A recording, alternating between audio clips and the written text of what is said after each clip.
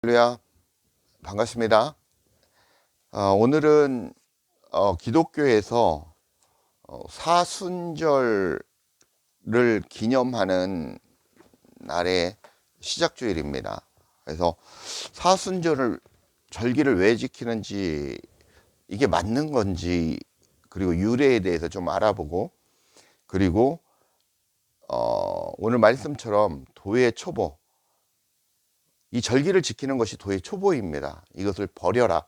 작년 4월 첫째 주인가 둘째 주인가 도의 초보를 넘어서라 라는 첫 번째 말씀을 증거했고, 오늘은 두 번째 같은 말씀인데 두 번째 시간으로 도의 초보를 버려라 라는 말씀으로 오늘 말씀을 증거하겠습니다. 말씀을 나누도록 하겠습니다. 먼저 사순절의 의미입니다.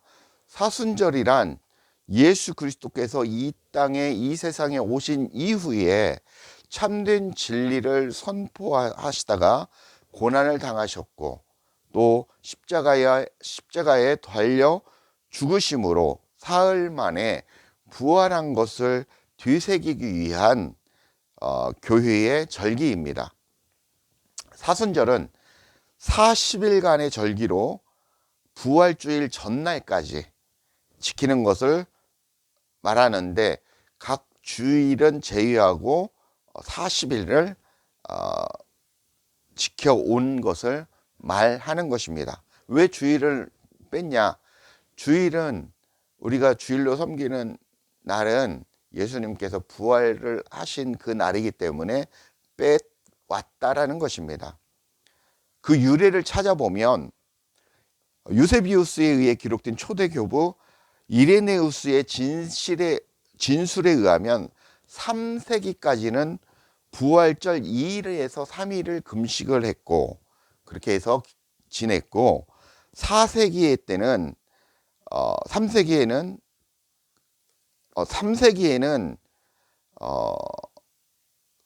다시 정정하겠습니다. 3세기까지는 부활절 2일, 3일 전까지 금식을 하면서 기념을 했고, 3세기에는 6일간을 지켰습니다. 그리고 4세기에는 6일을 거룩한 주간이라고 해서 이름을 붙여서 6일간의 사순절을 지켰습니다. 그 후에 더욱 열심히 6주간 36일을 지켰는데, 1년 365일에 11조의 개념으로 36일을 지켰다고 합니다. 그 이후에 40일을 확정해서 지키게 된 것이 주후라고 하면 예수님이 탄생하신 그 해 이후 731년인 살레메이 시대에 36일 숫자보다 성경적으로 훈련의 의미가 강한 40일을 지키기 위해서 36일에 4일을 더하여 지켰다고 합니다. 이게 이제 유래입니다. 사순절은 부활절을 기다리는 그리스도인들이 주님의 고난을 생각하면서 참여하고 경건훈련을 하는 영적 준비의 기간으로 그동안 지켜왔다라는 것입니다. 그러나 오늘 말씀드리고 싶은 것은 이 절기를 성경에서 지키라고 한 적이 없다라는 것입니다. 우리 인간이 그렇게 만들었다라는 것입니다. 하나님께서 너희들 나한테 이렇게 경배하고 예배해, 그렇다면 예수님의 무덤과 예수님의 시체를 놔두고 올라가셨지 않겠습니까? 그리고 예수님께서 무언가 남기셨지 않겠습니까? 우리가 크리스마스로 지키는 그 크리스마스도, 예수님의 탄생하신 날도 모르게 하셨습니다. 왜 그렇겠습니까? 절기로 지키지 말라는 것입니다. 그래서 예수님의 생일을 모릅니다. 나신 날을 모릅니다. 대략 4월에서 6월 사이다라고 그 정도만 추측하고 있습니다. 그런데 우리는 12월 25일 날 지키고 있지 않습니까? 우리 인간이 만든 절기, 그 절기를 지키고 있다는 것입니다. 그게 도의 초보라는 것입니다. 그래서 그 사순절의 의미를 제가 읽어드렸습니다. 오늘 말씀 갈라디아서 3장 23절 한번 찾아보겠습니다. 갈라디아서 3장 23절 한번 읽어 주십시오. 믿음이 오기 전에 우리는 율법 아래 매인바되고 계시 믿음의 때까지 갇혔느니라. 예, 믿음이 오기 전에 우리는 율법 아래 메인바디고 계시될 믿음의 때까지 갇혔다고 말합니다. 믿음이 우리에게 온다고 말씀하고 있습니다. 그럼 믿음이 무엇입니까? 히브리서 11장을 믿음장이라고 하는데, 믿음은 바라는 것들의 실상이요 보이지 않는 것들의 증거라고 말씀하고 있습니다. 그리고 11장 6절에는 믿음이 없이는 하나님을 기쁘시게 못하나니 하나님께 나아가는 자는 반드시 그가 계신 것과 그가 자기를 찾는 자들에게 상 주시는 이심을 믿어야 할지니라 라고 말씀하고 있습니다. 믿음은 우리에게 찾아와 주시고 또 믿게 하시고 성부 하나님을 믿게 하는 존재라는 것입니다.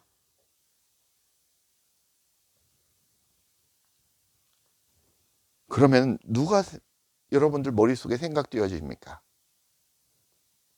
바로 성령님이시죠. 그 성령님은 말씀입니다. 그죠? 성령님은 무엇입니까? 말씀이십니다. 말씀은 영이십니다. 영은 예수 그리스도 존재라는 것입니다. 그 말씀, 예수 그리스도께서 오셨다는 것입니다. 그리고 우리 안에 같이 함께 계신다는 것입니다. 자, 예수 그리스도와 성령님은 같은 존재이신데, 제가 항상 말씀드리죠. 저가 내 안에, 내가 저 안에. 예수 그리스도라는 이 존재 안에 누가 있습니까? 성부 하나님이라는 존재가 계십니다. 그리고 예수 그리스도는 성부 하나님 안에 있다라는 것입니다.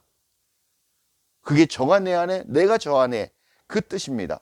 그러면 나라는, 여러분이라는 존재는 누굽니까? 저가 내 안에, 예수 그리스도가 내 안에, 내가 저 안에 있다라는 것입니다. 예수 그리스도를 성령이라고 하겠습니다.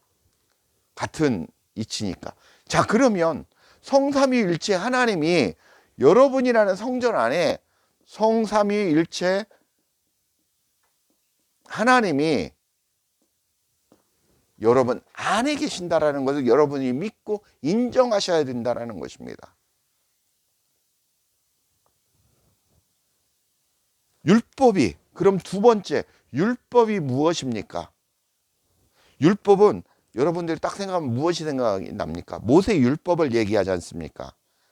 그 전으로 올라가면 율법이 무엇입니까? 하나님이 무엇을 먹지 말라고 그랬습니까? 선악과를 먹지 말라고 그랬습니다.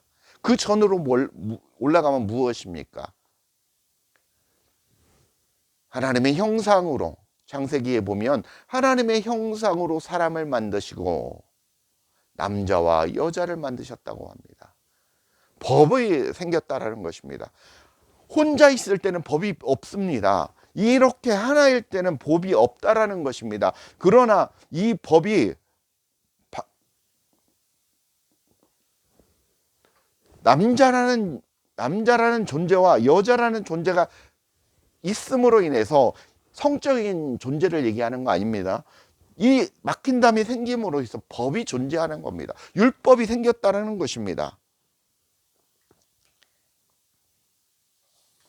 그래서 이 율법, 막힌담을 없애주시려고, 다시 하나가 되게 하시려고 예수 그리스도께서 십자가에 못 박혀 죽으신 겁니다. 그게 구원의 원리입니다. 이것은 우리가 죄인임을 깨달을 수밖에 없고, 죄인임을 우리 스스로 구원할 수 없는 존재임을 깨닫게 하신다는 것입니다. 24절 한번 같이 읽겠습니다. 이같이 율법이 우리를 그리스도께로 인도하는 초동교사가 되어 우리로 하여금 믿음으로 말미암아 의롭게 함을 얻게 하려 함이라 라고 말씀하고 있습니다. 하나님의 언약, 모세의 십계명 등 하나님의 말씀의 율법은 우리의 정체성을 알게 하여 누구에게로? 그리스도께로 인도한다라는 것입니다. 바로 성경은, 말씀은, 여러분이 믿음은 바로 누구 앞으로 인도합니까? 그리스도께로 인도하는 율법이라는 것입니다. 그것이 바로 초등교사라는 것입니다. 율법의 존재, 말씀의 존재, 성경의 존재는 무엇입니까? 이걸 통해서 그리스도께로 내가 들어가는 상태가 된다라는 것입니다. 그런 존재가 된다라는 것입니다. 초등교사라는 것입니다. 율법은 초등교사. 예전 성경에는 뭐라고 나와 있습니까? 율법교사라고 그랬습니까? 율법교사. 뭐 이런 말로 쓰였습니다. 25절, 믿음이 온 후로 우리가 초등교사를 갖지 아니하도다라고 말씀합니다. 예전 성경에 몽학선생, 이거 몽학선생이라고도, 몽학선생으로 표현했죠. 몽학선생으로 표현했습니다. 초등교사에 해당하는 헬라어 파이다고고스는 아이를 돌보는 자, 어린아이에게 시중드는 자라는 의미입니다. 이게 6세에서 16세까지 아이를 돌보는 노예 신분의 사람을 가리키는 말입니다. 가정교사로서 예법을 가르치고 아이가 학교에 가고 올 때도 길을 인도하는 노예였습니다. 헬라 문헌에서는 어린아이에게 어떻게 행동을 해야 되는지 가르치는 개인 가정교사를 말하고 있습니다. 어원적으로 아이를 지도한다라는 개념이 들어 있습니다. 율법은 이렇게 우리의 죄를 보여줌으로써 우리를 그리스도께로 데려다 주는 초등교사라는 것입니다. 사도 바울은 율법을 초등교사로 묘사하므로 율법의 역할에 대해 그의 이해를 명확하게 했습니다. 율법은 죄를 가리키고 훈련을 우리에게 믿음을 주기 위해서 더해졌다라는 것입니다. 율법은 우리를 꾸짖고 죄인으로 정죄하기 때문입니다. 하지만 이런 부정적인 면도 하나님은 우리의 유익을 위해 활용을 하십니다. 왜냐하면 율법이 가져온 정죄가 우리를 그리스도께로 이끌기 때문이라는 것입니다. 따라서 율법과 복음은 모순되지 않으며 하나님께서 우리를 구원하기 위해서 그것을 함께 일하도록 고안하셨다고 하면 됩니다. 여기를 여러분이 성전이라고 그랬죠. 성전이면 여기가 무엇입니까? 성소죠. 그러면 여기가 무엇입니까? 지성소입니다. 성소와 지성소에 막힌 다음을 하셨다라는 것입니다. 누가? 예수 그리스도께서. 이것은 복음이고 이것은 율법이라고 말씀하고 있다라는 것이죠. 이게 하나 되었다라는 것입니다. 하나 되었다라는 것입니다. 하나 된 존재 안으로 우리가 들어갔다라는 그런 상태를 얘기하고 있다라는 것입니다. 26절, 너희가 다 믿음으로 말미암아 그리스도 예수 안에서 하나님의 아들이 되었으니, 우리가 믿음으로 그리스도 안으로 들어감으로써 하나님 아들이 되었다고 선포하고 계십니다. 우리가 흥분이 되고 정말 감격스러운 말씀입니다. 예수 그리스도를 믿음으로 우리가 하나님의 아들, 그리스도 안으로 들어감으로 하나님의 아들이 되었다고 말씀하고 있다라는 것입니다. 우리가 하나님을 섬기는 종이 아니라, 종의 신분이 아니라 바로 아들이라는 것입니다. 우리는 바로 하나님의 상속자고 그분의 아들이 되어졌다라는 것입니다. 그분이 아들이 되어졌다라는 것은 하나님과 동등된 자격을 주셨다라는 것입니다. 그리스도가 하나님 아니십니까? 27절, 누구든지 그리스도와 합하기 위하여 세례를 받은 자는 그리스도로 옷 입었느니라 라고 말씀하고 있습니다. 우리가 얘기하는 교회에서 말하는 물세례, 성부와 성자와 성령의 이름으로 세례를 주노라 하고 세례를 주는 것을 얘기하는 게 아닙니다. 이 세례는 무엇이냐면 침례를 말하는데, 믿음으로 우리가 그리스도와 연합하여 그리스도와 함께 십자가에 못 박혀 죽고 믿음으로 그리스도와 함께 십자가에서 죽음에서 부활해서 그리스도의 옷을 입었다라는 것입니다. 그러므로 주님과 연합했다라는 것입니다. 여러분이 여러분 자신의 성전 안에서 죽지 않는다면, 죽지 않았던 그냥 종교 생활을 하고 2000년 시대의 역사적인 그 예수를 바라보고 있다면 여러분은 지금도 구원받은 자, 하나님과 연합된 자가 아니라는 것입니다. 이해가 되셔야 되는데, 즉 우리가 세례를 통하여 침례를 통하여 그리스도의 새 생명에 연합되게 되고 이로써 삶의 변화를 경험하게 되고 우리의 새로운 생명의 시작, 거듭남의 시작이 삶의 시작이 되었다라는 것입니다. 그래서 그 시점부터 우리가 구원의 인치심을, 성령의 인치심을 받았다라는 것입니다. 그 순간부터 우리는 성령의 인치심, 그리스도 안으로 들어갔다, 하나가 되었다라고 말씀할 수 있다라는 것입니다. 그리스도로 옷 입었다라는 것은 성령의 충만함을 입었다라는 말과 같은 말입니다. 겉옷을 입는다라는 바울 서신에서는 새로운 인격과 연합한 삶의 모습을 나타내는 의미로 쓰였습니다. 로마서 13장 14절에는 오직 주 예수 그리스도로 옷 입고 정욕을 위하여 육신의 일을 도모하지 말라라고 말씀하고 있습니다. 성령으로 거듭난 자들의 삶은 세상 가운데서 의와 진리와 거룩함을 따라 그리스도를 드러내는 의로운 삶을 살게 된다는 것입니다. 그리스도를 옷 입는다는 것은 세상의 정욕과 썩어져가는 옛사람을 벗어버리고 하나님의 전신갑주를 입는 것이라고 말씀하고 있습니다. 에베소서 6장 11절과 14절에는 구원의 옷을 입는 것이라고 말씀하고 있고 이사야서 61장 10절에도 똑같이 말씀하고 있습니다. 28절 한번 보겠습니다. 너희는 유대인이나 헬라인이나 종이나 자유인이나 남자나 여자나 다 그리스도와 예수 안에서 하나이니라. 예수 그리스도께서 십자가에 못 박혀 죽으심으로 막힌 담을 하셨고 우리를 자유케 하셨으며 주님과 연합함으로 하나가 되었다는 것입니다. 믿음을 소유한 우리는 그리스도 안에서 하나가 된 존재입니다. 하나가 되었다는 것은 그냥 하나입니다. 하나. 그냥 하나입니다. 떨어지면 하나가 아니죠. 그냥 붙어서 한 몸이 되었다라는 표현입니다. 한 몸이라는 것입니다.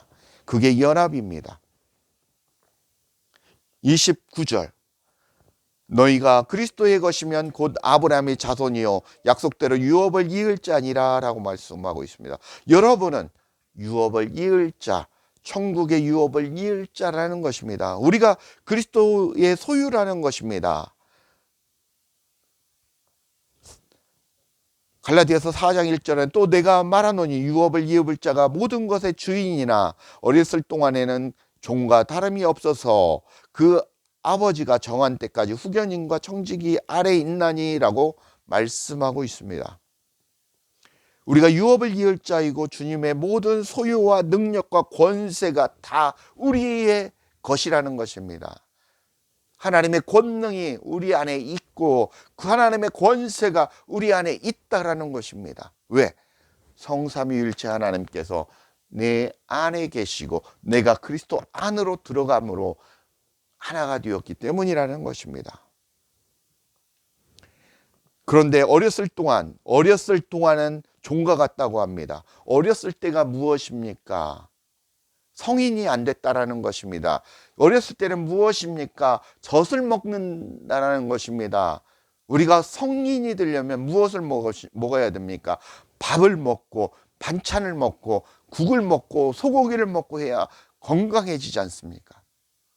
그러기 위해서 성인이 되어야 되는데 아직도 도의 초보, 젖만 먹고 있다라는 것입니다. 그게 도의 초보라는 것입니다. 율법의 초보, 초등교사, 몽학 선생이라는 것입니다. 갈라디아서 4장 3절에 보시면 이와 같이 우리도 어렸을 때 이 세상의 초등학문 아래에 있어서 종노릇하였더니 라고 말씀하고 있습니다. 그리스도 스토이케이아라는 말인데 기본적인 원소, 요소, 원리라는 그런 내용입니다.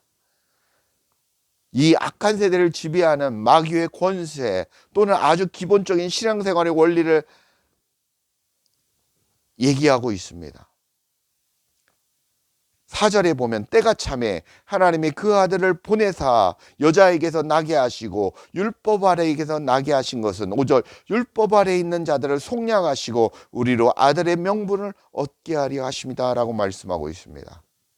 하나님의 정한 시기에 하나님이신 예수님을 인간으로 보내시고 율법 아래에 있는 자들을 자신의 생명을 주셔서 핏값으로 우리를 속량해 주셨다라는 것입니다. 그래서 어떻게 하셨다라는 것입니까? 우리가 아들이 되었다라는 것입니다. 우리가 어떻게 함으로? 그리스도와 함께 연합하여 그리스도 안에서 내가 주님과 함께 예수 그리스도와 함께 십자가에 못 박혀 죽고 내가 그리스도와 함께 부활함으로 어디에서? 내 마음 땅에서 내 마음 성전에서 여러분이 그런 작업이 이루어져야 하나님의 아들 상속자라고 말씀하고 있습니다. 속량은 대가를 치르시고 구원해 주는 것을 말씀하고 있습니다. 예수님, 하나님이신 그 예수님께서 그 대가를 치르시기 위해서 이 땅에 오셨습니다. 그리고 그 진리를 가르치기 위해서 많은 말씀을 하나님 나라에 대해서 천국에 대해서 가르쳤습니다. 진리이신 하나님 예수 그리스도에 대해서 선포하셨다라는 것입니다. 6절에 보면 너희가 아들임으로 하나님이 그의 아들의 영을 하나님이 그 아들의 영을 우리 마음 가운데 보내사 그 다음에 뭡니까? 아빠 아버지라 아바 아버지라 부르게 하셨느니라 라고 말씀하고 있습니다. 하나님의 영이 우리 안에 있다라는 것입니다. 그래서 우리가 이 하나님을 아빠 아버지 아바 아버지라고 부를 수 있다라는 것입니다. 어마어마한 권세와 권능과 능력입니다. 7절에 그러므로 내가 이후로 종이 아니오 아들이니 아들이면 하나님으로 말미암아 유업을 받을지니라 라고 말씀하고 있습니다. 우리의 믿음이 성장해서 초등교사에서 벗어나 믿음이 장성하면 아들이라고 인정하고 있다는 것입니다. 하나님의 유업을 이을자로 인정하신다라는 것입니다. 다르게 말하면 몽학선생, 율법교사, 초등교사에 머물러 있다면 아들로 인정치 않는다라는 것입니다. 9절에 보면 이제는 너희가 하나님을 알 뿐만 아니라 더욱이 하나님이 아신 바 되었거늘 어찌하여 다시 악하고 천박한 초등학문으로 돌아가서 그들에게 종노릇하려 하느냐. 너희들이 이미 벗어나서 아들이 되었는데 왜 다시 초등학면으로 내려가서 계속해서 초등학면에 그런 젖만 먹고 살려고 하느냐, 그런 종교활동을 하느냐라고 꾸짖는 말씀입니다. 10절에 중요한 말씀, 너희가 날과 달과 절기와 해를 삼가 지키니.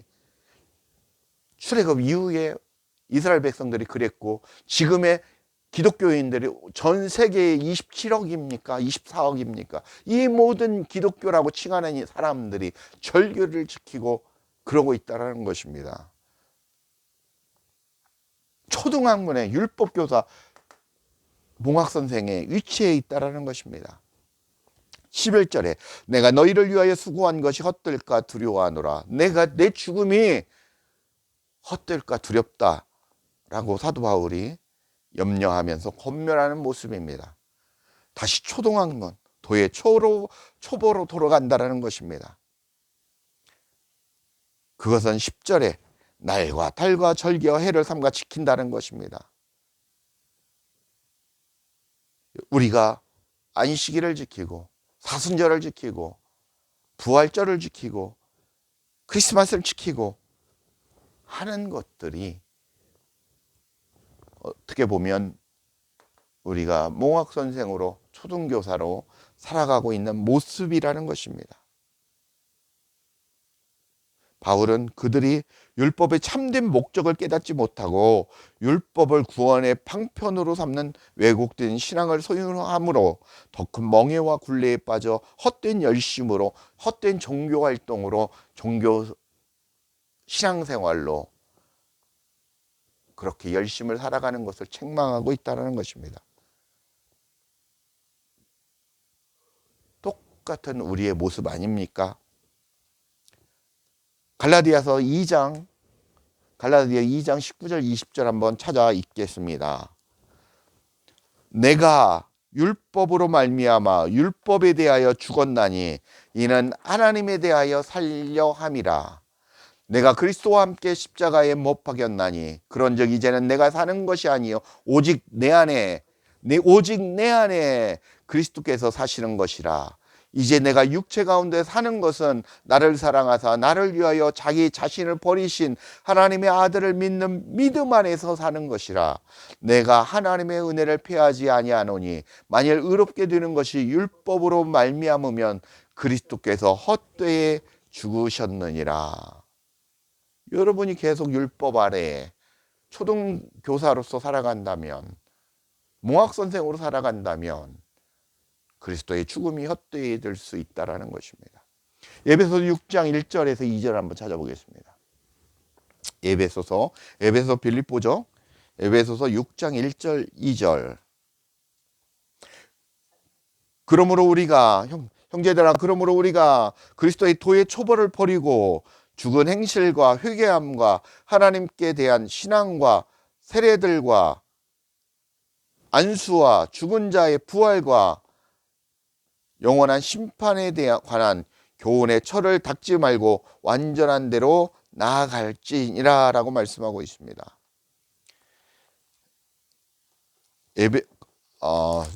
히브리서 5장 12절 13절 14절 한번 찾아보십시오.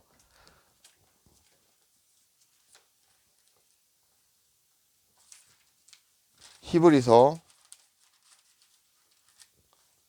5장 12절.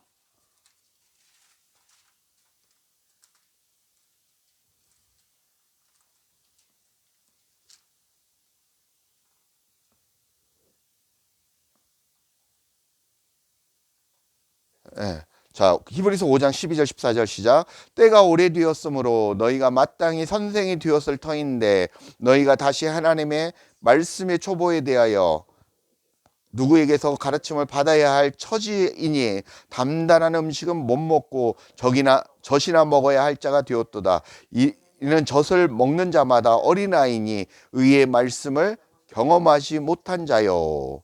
단단한 음식은 장선한 자의 것이니 그들은 지각을 사용함으로 연단을 받아 선악을 분별하는 자들이니라 라고 말씀하고 있습니다. 말씀의 초보에서 성장해야 된다는 것입니다. 벗어나야 된다는 것입니다. 버려야 된다는 것입니다.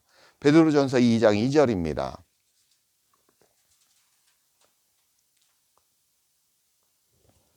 갓난 아이들과 같이 순전하고 신령한 젖을 사모하라.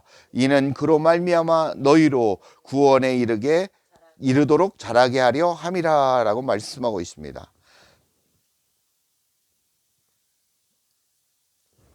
이 말씀이 두 번째 말씀이 좀 다시 정정을 찾아서 정정을 해드리도록 하겠습니다. 그러므로 우리가 그리스도의 도의 초보를 버리고 죽은 행실을 회개함과 하나님에 대한 신앙과 세례들과 안수와 죽은 자의 부활과 영원한 심판에 관한 교훈의 철을 다시 닦지 말고 완전한 대로 나아갈지니라 라고 말씀하고 있습니다. 그 말씀을 다시 찾아서 정정해서 올리도록 하겠습니다. 우리 성도님들 오늘 말씀을 다시 한번 상기하시면서 도의 초보를 버려라.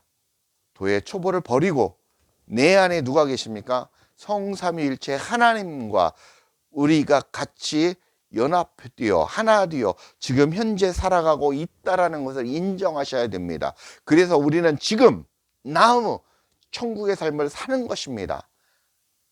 내 인생이 괴롭고 힘들고 죽을 것 같지만 그럼에도 불구하고 나는 주님과 하나 되어 주님이 나의 삶을 이끌어 가시고 천국의 삶을, 그 행복한 삶을 지금 현재 누리셔야 된다는 것입니다. 그 기쁨에 여러분 안에, 우리 성도님들 안에 넘치시길 주 예수 그리스도의 이름으로 간절히 축원합니다.